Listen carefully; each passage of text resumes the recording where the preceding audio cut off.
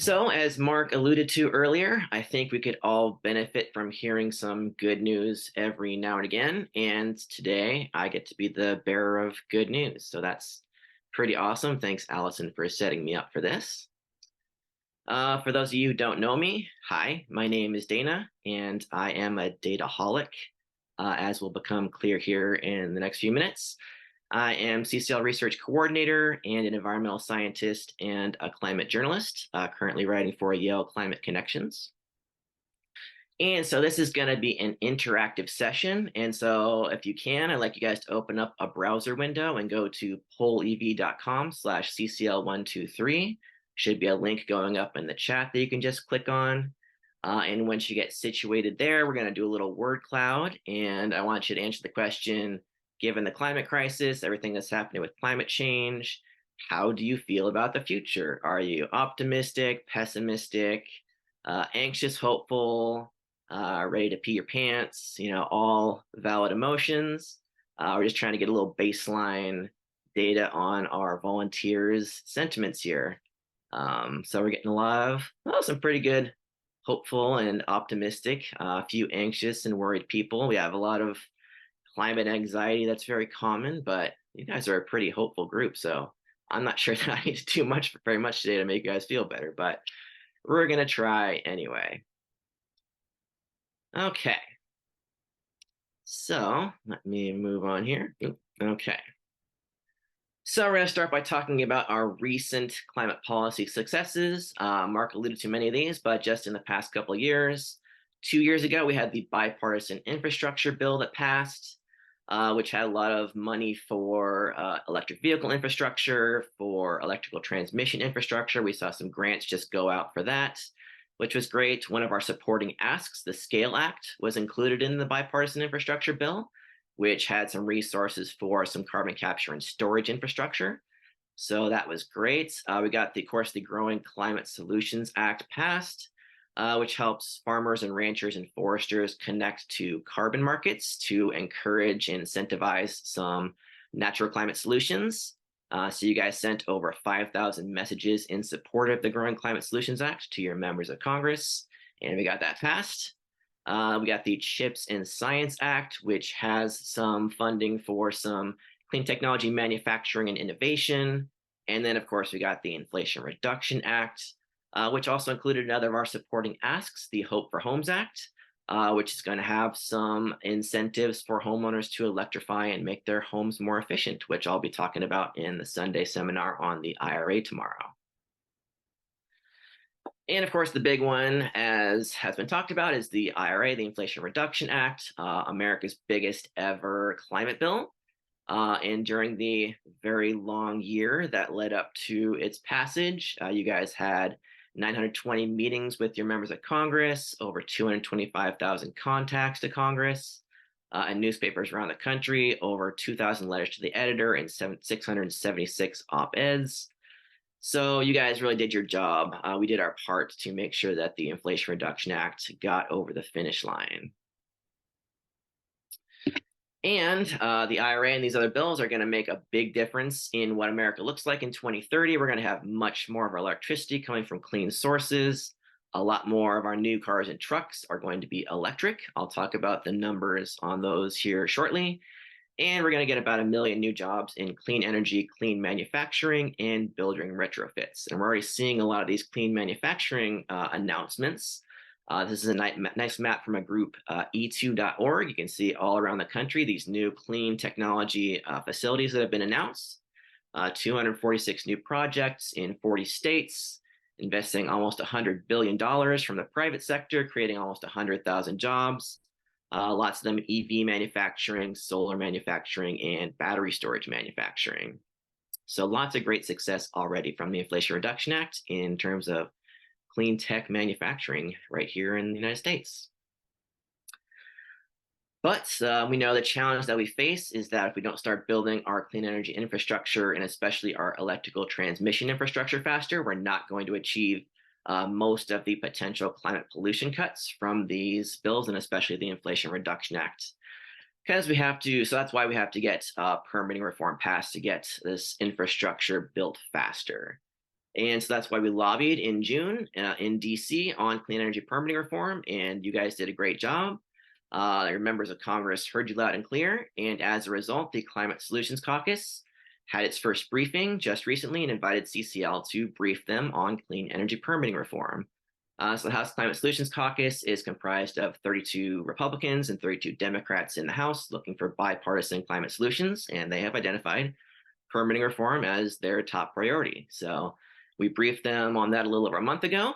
So that was a great success, I think, for our lobbying efforts. And as a result, we're pretty optimistic that we can get a clean energy permitting reform bill passed, hopefully relatively soon in Congress.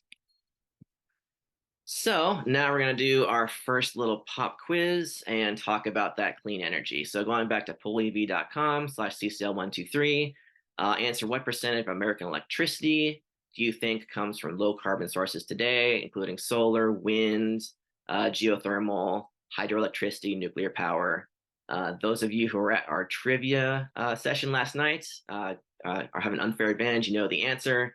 But of course, we at CCL like to incentivize good behavior. And so now everybody knows that you should join me and Britt next time at our trivia session at the next Congress or the next conference. So we get the most popular answer here is 33%. I'm going to get last call here for answers. And the correct answer is actually B, 43%. And we'll look at that here in a minute, but keep that number in mind because we're going to do one more question here, which is what percentage of our electricity will come from low carbon sources in 2030 if we are reasonably successful with permitting reform? It's 43% now. Will it be 50 to 60%, 60 to 70, 70 to 80, or 80 to 90% in 2030? So it's looking like the most popular answer is 70 to 80%, with 60% to 70% coming in a close second. Last call for you guys to get your answers in here. And the correct answer, the largest number got it right. It is C, 70 to 80%, as we're going to see in this nice chart. So here we're looking at where our American electricity has come from. From the bottom to the top, we're looking at coal, natural gas, oil, hydroelectricity, nuclear power in red there, wind, solar, and bioenergy. So in 2015, we had 1/3 low carbon, 2/3 fossil fuels, just 6% wind and solar. And today it is up to 43% low carbon, including 16% wind and solar. So the clean stuff is really gaining some ground there. And according to our friends at Princeton, if we succeed reasonably well with permitting reform, it will be in just 4 years, 60% low carbon to 40% fossil fuels and 35% wind and solar at that point. And then in 2030, if we are successful with permitting reform, we'll get about 72% low carbon sources, including half of our electricity in 2030 coming from wind and solar. You can see, especially at the yellow bar here, the solar power growing very, very fast in the coming years because it has become very cheap. And now we have these tax credits from the Inflation Reduction Act for clean electricity sources. So that's great. It's not just the United States either, where solar in particular is growing really fast. That's happening all around the world. And I think this is a cool way of visualizing that solar power growth. So on the left here, you can see all of the solar generation capacity installed around the world since the dawn of time through the year 2020. And then on the right, you can see how much we installed around the world in 2021 and 2022 and 2023. So you can see just in the past 3 years, we have installed more solar energy than was installed between the Big Bang and the year 2020. Which really blows my mind just how quickly we're getting all this solar energy built and installed. And we can look out into the future using International Energy Agency's projections, and that's what it will look like in 2024 and 2025 and 2026, doing roughly double the solar generation capacity installed around the world as we have in the past 3 years. So just this really explosive growth in clean energy, and especially solar energy. And you can see that from This chart from the International Energy Agency as well. This is the amount of solar power generated around the world. On the left, you can see it started out very slowly because solar power used to be very expensive, and then solar power became cheaper and cheaper and cheaper, and it started to grow really, really fast. And we're right around here now in 2023. These are the projections out to 2027, continuing with that really rapid exponential growth. You can see on the right here a similar story for wind energy, although wind started getting cheaper earlier, so it got a little bit of a head start. And it's also been growing exponentially, although solar is now a little bit cheaper than wind in most cases and is actually catching up. But solar and wind, currently the two cheapest sources of new electricity in most cases around the world today.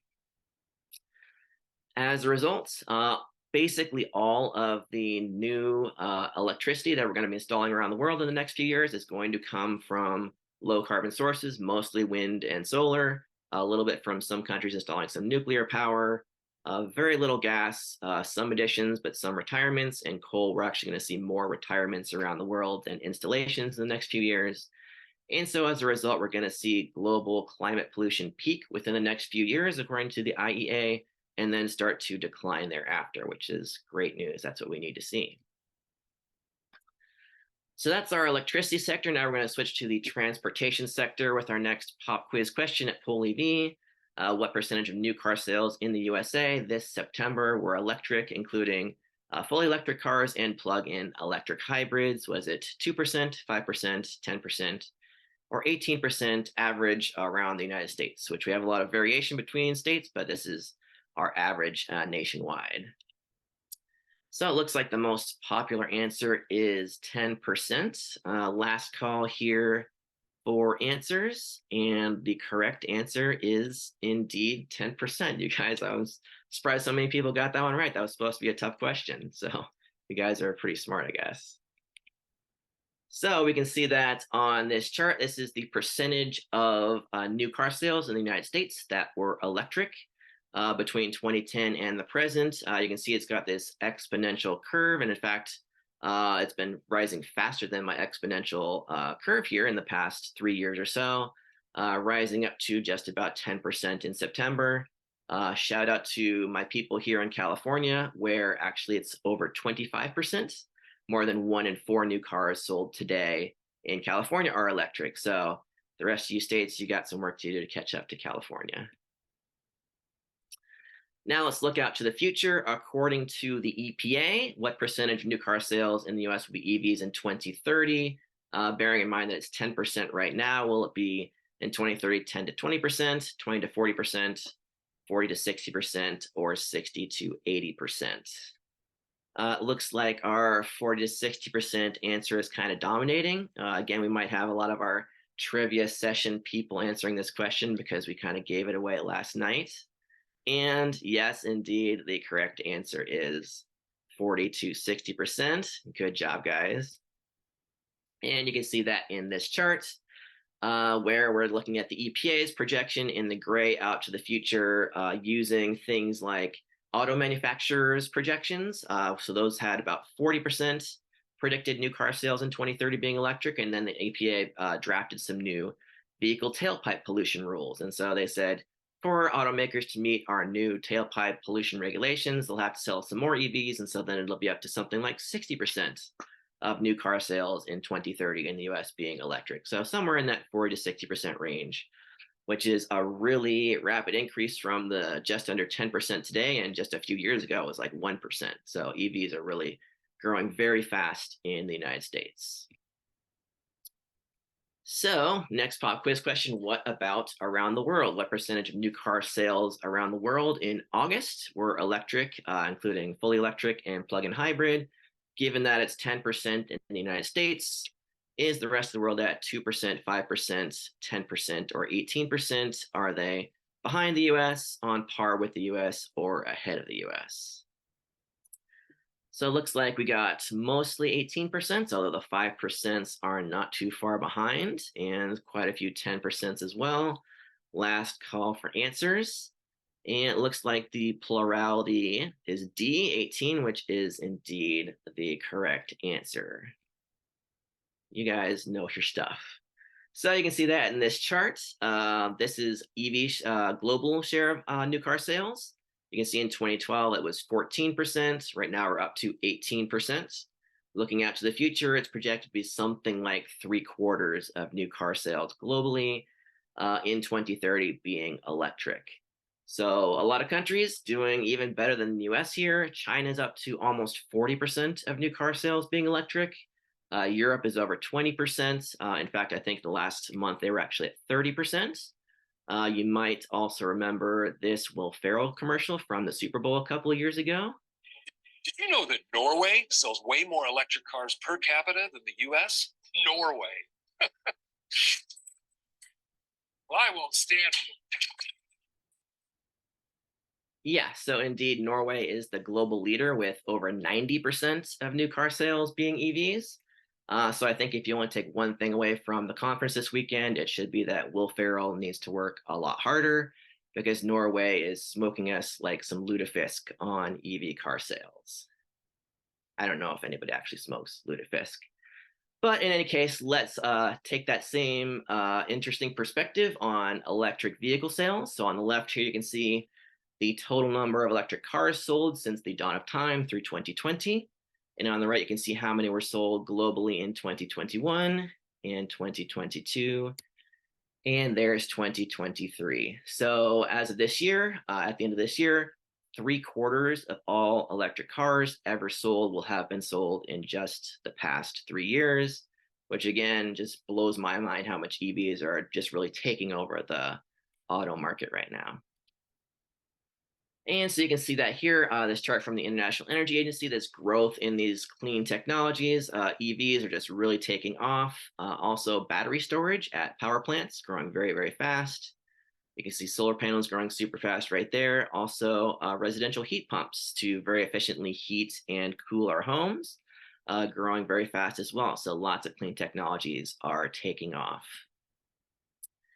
As a result, we are on a different path. So before the Paris Agreement was signed in 2015, we were on a certain path for a certain amount of global warming by 2015. Now we're on a lower path. So how much lower is that path? How much global warming have we avoided since the Paris Agreement was signed in 2015? Is it 1/4 of a degree Celsius, 1/2 degree Celsius, 3/4 of a degree, or a full degree Celsius?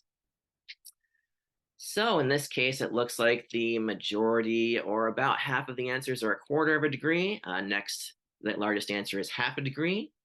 I'm going to give you guys a last call for answers here. And finally, you guys were more pessimistic than reality. The actual answer is D. We have avoided a full degree Celsius of global warming since the Paris Agreement was signed. So you can see that here, this chart again from the International Energy Agency. The red line is the path that the world was on in terms of emissions going up to 2030. We were on track for a catastrophic 3.5 degrees warming by 2100. And then you can see at the bottom here what has happened since then. You can see the pandemic right there from COVID and then the rebound. And then here's where we're expecting to go by 2030 with emissions peaking and then starting to go down in terms of our existing policies, largely because of deployment of solar and wind and electric cars. And so now we're on track for about 2.5 degrees Celsius.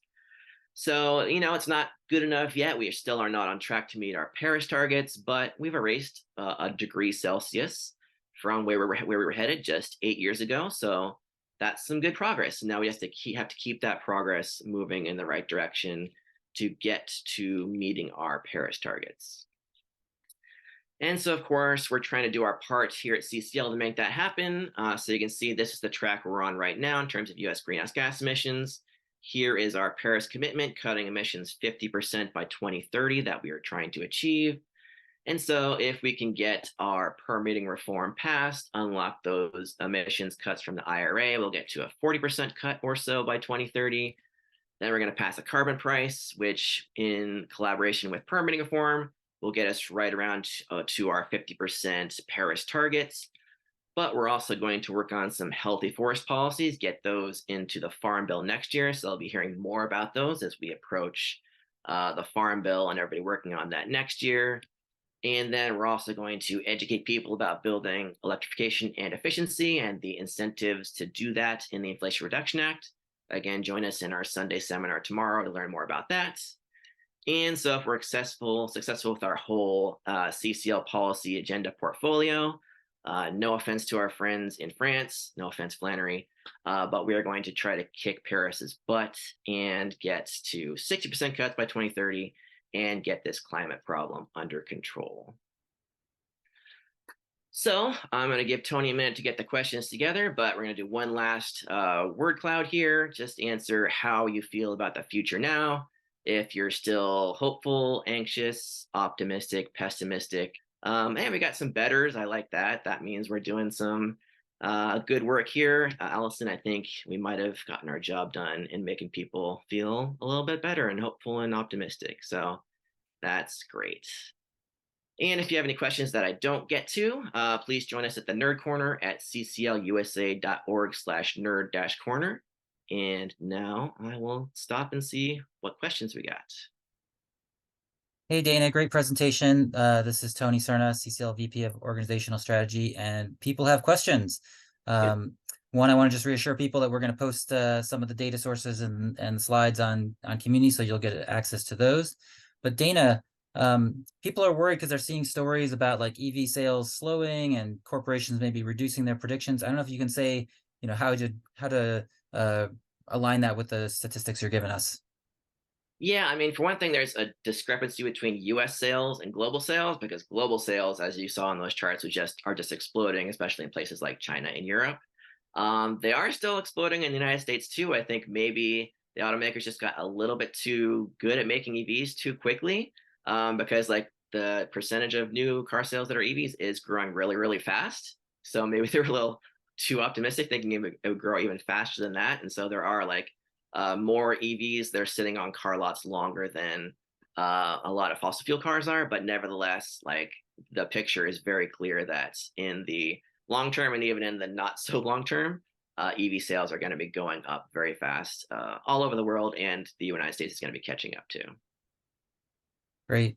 And similarly, people are wondering, with the solar installations soaring, like you show there, there's also some solar companies' stocks are going down. And I don't know if you could speak to some of the dynamics around that, or if that's outside your scope. I imagine a lot of that was because of, we had the COVID pandemic, we had supply chain issues. Until the IRA was passed, there was a lot of uncertainty in these tax credits. So now I expect at least their long-term outlook is clearly very, very good. There's also uncertainty around like the tariffs for imported solar panels from China and Southeast Asia. So those things are all going to resolve. You saw like how quickly are the amount of solar panels that we're expecting to install both in the United States and globally are expected to grow super, super fast. So I think most solar companies are probably going to be in very good shape. And then someone had a question about where are we going to get the workers that are needed to build transmission networks and chargers, et cetera. I don't know if you can say anything about, the supply chain for workers. Yeah, I mean, hopefully, as the demand is there, then people will recognize that supply. Wages are probably going to have to go up and turn into encourage enough people to go into those careers.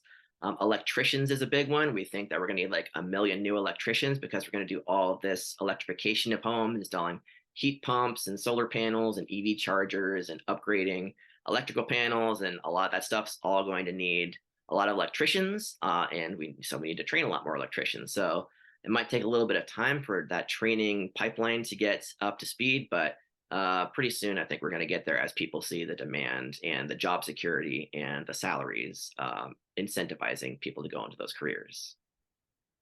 And then people are wondering about energy storage. I don't know if you can speak to batteries and how that growth is going, or how much is needed to complement the intermittent renewables.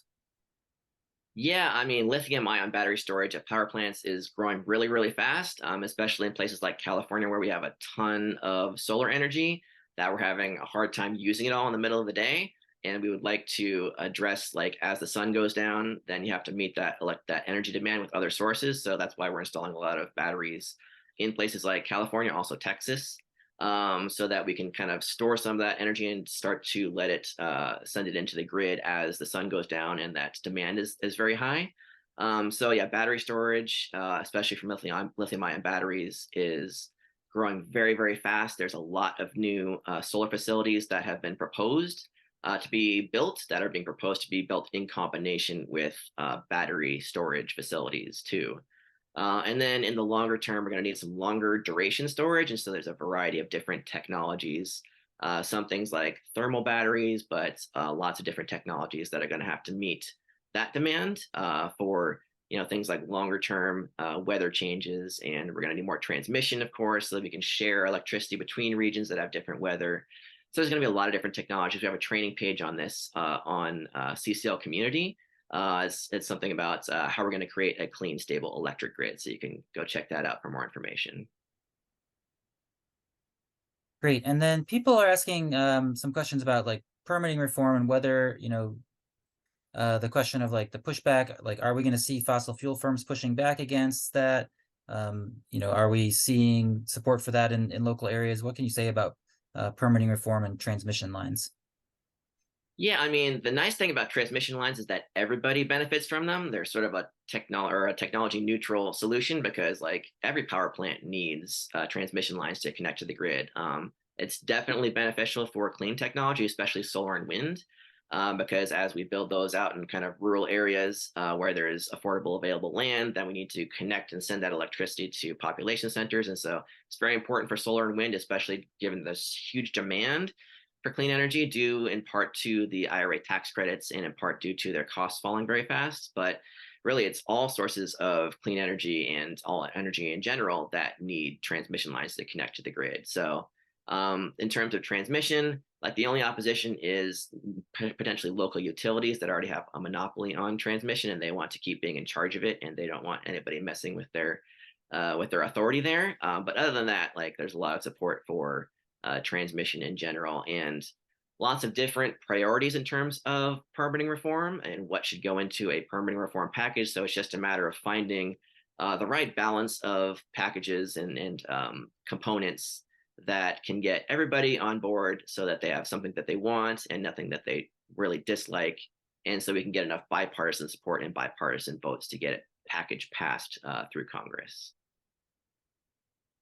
Right.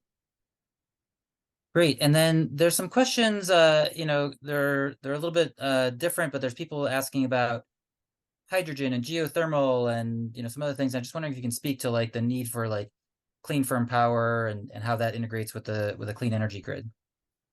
Yeah, I mean, the more we call it variable or intermittent power that we get from all these solar panels and wind turbines that we're going to be installing, then the more kind of backup support you need for when the weather is different, when it's either nighttime or there's cloudy weather, for example, then you have less solar power available, and so you need some kind of backup for it. So again, there's lots of different solutions there. Again, the more transmission lines we can get, that's why we like the Big Wires Act that we're going to be lobbying on, because that adds transmission between regions. So if you have, somewhere in California is cloudy and we need some more backup support, we can get that from like Nevada neighbors, our neighbors to the east, for example. And then, geothermal power is really cool because it's just heat beneath our feet that's always there. So that's a nice stable source. Nuclear power, hydroelectric power, there's lots of different sources, batteries. So again, it's just a matter of figuring out what the best mix is in terms of the most efficient and most cost-effective solutions. So a carbon price would be a great thing there just to incentivize whatever the most cost-effective low carbon solution is, or the mix of solutions are. And so that's why we're pushing for the policies that we're advocating for. Yeah, and one more question about, I wonder if you can speak to, like, people are concerned about the need for critical minerals and how that might slow down some of this energy transition and like how the balance of critical minerals or other mining is going to affect this transition. Yeah, I mean, we're definitely going to need a lot more critical minerals to build all these solar panels and wind turbines and batteries and electric cars. Like these require a lot of things like lithium and copper and cobalt and all these different minerals. And so ideally we get more of these minerals domestically because we have very good environmental and health and safety regulations in the United States. And so, it's better than getting it from a country that has some lax standards and might have some worse impacts on the environment or on workers. So we're working on that. Like that could be potentially some components of a permitting reform package could make the permitting process for critical minerals more efficient, although we still have to make sure like we're not cutting people's voices out of the process. A lot of critical minerals in the United States are located on or near tribal lands. So we want to make sure we're not taking advantage and exploiting indigenous people in the process. We want to make sure their voices are heard and their input is provided as well. So it's a complicated issue. We need to make sure we have a bigger supply of critical minerals, but we're not doing it in an environmentally damaging way. So we just have to do that in the best way we can. Great. Thank you so much, Dana. There are still 85 unanswered questions in the Q&A. So please, everyone, post those questions on the Nerd Corner on CCL Community. There's a link in the chat. Dana loves answering questions there, and I'm sure we can keep him busy with all of these excellent questions. Thank you for listening to this episode of Citizens Climate Lobby's training program. You can tune into more episodes anywhere podcasts are available. Inspired by what you heard today? Join Citizens Climate Lobby to advocate for bipartisan climate solutions. Go to community.citizensclimate.org to find more trainings, resources, your local chapter, national action teams, discussion forums, and more. Be sure to like our Facebook page and follow us on Twitter and Instagram @CitizensClimate. We also invite all of our listeners to subscribe to our YouTube channel for more inspiration. Like what you hear? Recommend us to your friends and make sure to give us a 5-star rating. It helps us show up on other listeners' feeds. Feel free to pass on any suggestions for future episodes in the comments as well. And together, we are creating the political will for a livable world.